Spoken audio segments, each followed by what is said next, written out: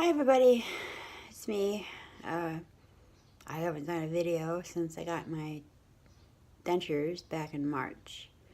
I decided to do another video now that the dentures I'm not drooling anymore, and I'm getting more and more used to them. These are my temporary ones still.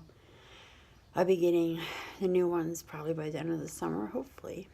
So, but I'm not here to talk about my dentures. I'm here to talk about my mom. As most of you guys know or are aware, my mom passed away going on 2 weeks. 2 weeks tomorrow, actually. It wasn't unexpected. It wasn't like a shock exactly.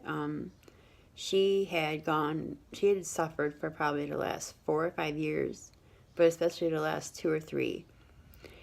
I'm just going to be straight up. She couldn't take a shit. Okay? It wasn't a joke. I mean, it started off as a joke with the family, like, oh, my mom, mom can't poop and all that. But it was obviously she was losing weight. She was in pain all the time, suffering constantly, always in pain, always. She pushed me away. She pushed my daughter away. She didn't want us around. She didn't want us to watch her suffer. And I honestly didn't fight hard enough to see her because she didn't want me around. Plus, also, it was so hard for me to watch her suffer. It was literally killing me inside to watch her suffer so much and try so many different things. She went to every doctor, every possible procedure she could have. I mean, they tried to figure out what was wrong with her. By the time they actually decided, 3 weeks ago, tomorrow actually, that they were going to finally put a colonoscopy, one of those bags on. I can't pronounce it, colonoscopy bags or whatever. She called it her new asshole. This is the kind of person my mom was, And she was really excited about it because she was hoping that it would give her, a decrease in her pain if the stuff would just come out of the bag and she wouldn't have to work, because nobody could figure out what was wrong with her.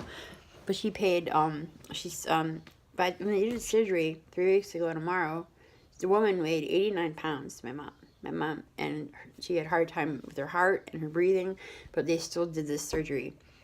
And they let her go home like 3 days later, and she was not ready to go home. She wasn't. And I had visited her that day, the day after, and then the Saturday. And you could just tell that something was wrong. My mom was not doing okay. And we took her back it got to the point where my aunt was, home. She'd gotten home from work, and she had to take my mom to the ER because she was literally vomiting shit out of her. I mean, her stomach, basically what happened, and we know this now, and my mom never got to really know what was wrong with her, because by the time I figured it out, she was, barely able. She was awake.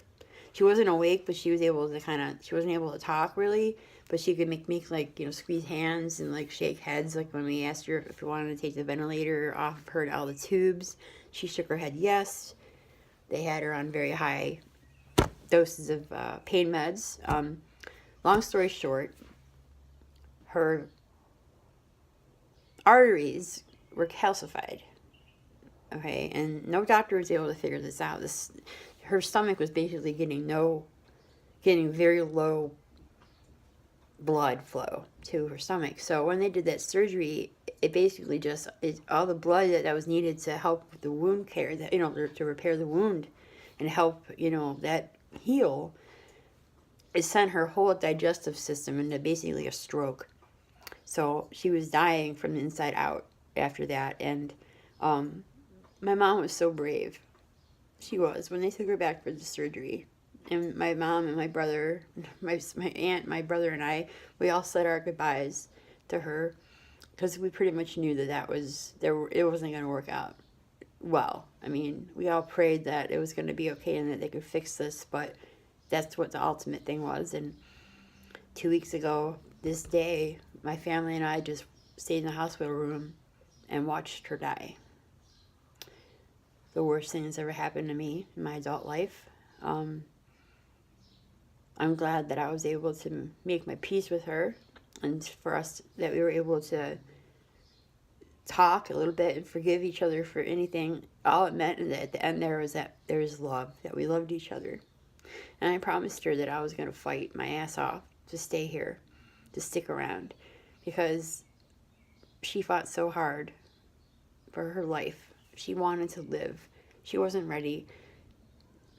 She didn't want to die, but she was ready. She actually even said she was looking forward to seeing her family, on the other side, and she even was able to say to us very quietly that she wanted to be with her mom. So that gave us some comfort, because I personally believe, and my brother and my daughter, we all believe that my grandma was there waiting for her, on the other side. So it's been a rough couple weeks. The first week was mostly shock. This week the shock is wearing off. Her absence is very strongly felt, especially from me. Although the last few years she kind of stopped being a part of my, I talked to her every day. She called me every morning. I called her. We played Words with Friends. I can't play Words anymore. I can't play that game right now, because that's how my mom and I would communicate most of the time on that game. I forgive her for all of it. I really do. We were fine at but I really miss her really bad. And, I don't know how to reach out to people. I mean, the people, once it's over with, that's what happens when someone dies. You don't hear from your friends. They don't check in on you. You have to reach out to them reaching out to you. It's very hard, especially since I'm an introvert and I isolate myself and I don't get too close to people because I'm trying to protect me. Well, then that backfires in your fucking face when you lose your mother, or if something catastrophic happens to you. Just absolutely, and people just, the first few days, they're all checking in on you, are you okay? Are you all right? Do you need anything? Just let me know. And that's it. And then, a week later, it's you don't hear jack shit from people. It's nobody gives a fuck what happened, except for the people that are closest to me. And I'm grateful for those people. But the one thing that I've learned in life is to not ever force people to be a part of yours. If they don't want to be a part of my life right now, then that's fine. I'm not going to chase people around. I'm not. I will find my own way somehow. I definitely need to get some psychiatric help again, because I'm having suicidal thoughts. I had some real bad cases of that a couple times since my mom has passed away. That I want to go with her. And you guys that follow me for a long time, you guys know I've had this shit going on in my head since I was a young girl. This is a fight, a battle. I'm working on trying to make my promise to my mom, to stick around and do everything in my possible power to do that, because my daughter needs me. And also, I don't want to throw away the gift that she and my father gave me, which is life. And God, of course. I'm just saying, if your mom is still alive and if you have a somewhat decent relationship with her, don't take it for granted, okay? Don't do that. And if she says, hey, I don't want you to visit me, say, tough shit. I'm coming over anyway. I don't care. Because by the time I had that mindset, it was pretty much too fucking late. It was, So, I don't know. Here's my daughter bought mugs for her and I, and this was my mom wearing little rabbit ears from that show. I'm forgetting Louise from that show, Bob's Burgers. And then on the back it says, we probably can't read it upside down, but it just says, in loving memory of Sandra O'Leary, 2/28/45 to 5/20/19.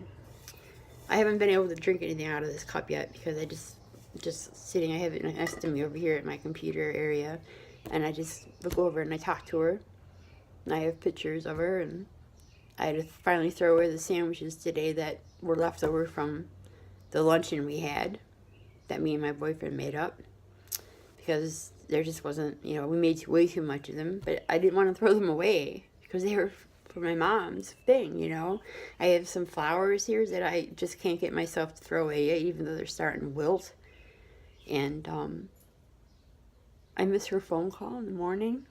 I really do. She called me every morning The one person in this world who fucking loved me so much, no matter what.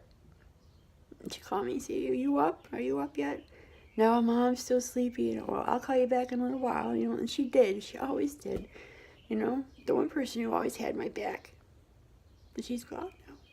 The only thing that gives me any peace of mind is that she's not suffering anymore. And that she's with the other family that went before. My dad and uncles and my grandparents and her friends that she's lost before. If you're a prayer kind of person, please send prayers to me and my family. And also thoughts and well wishes and all that crap, But you're going to probably be seeing a lot of posts from me in the near future. I'm going to switch gears and stop talking about asshat and talk more about my mom. So, I'm going to end this video. Pardon my frizzy hair, but it's kind of humid today. Anyway, I hope you took a few minutes. It's going on 11 minutes now since I've been talking. And I hope you stuck through it. I've been blogging for almost 8 years now, and I know there's a few of you guys that really do give a shit about me, and I give a shit about you guys. Online friendships are very important, and I know that I'm not really good at reaching out, and I usually keep to myself, but I'm trying to get better with that. So hope you enjoy the rest of your weekend, and thanks for listening, if you were listening. If not, I'll catch you next time I write something or I post. Okay.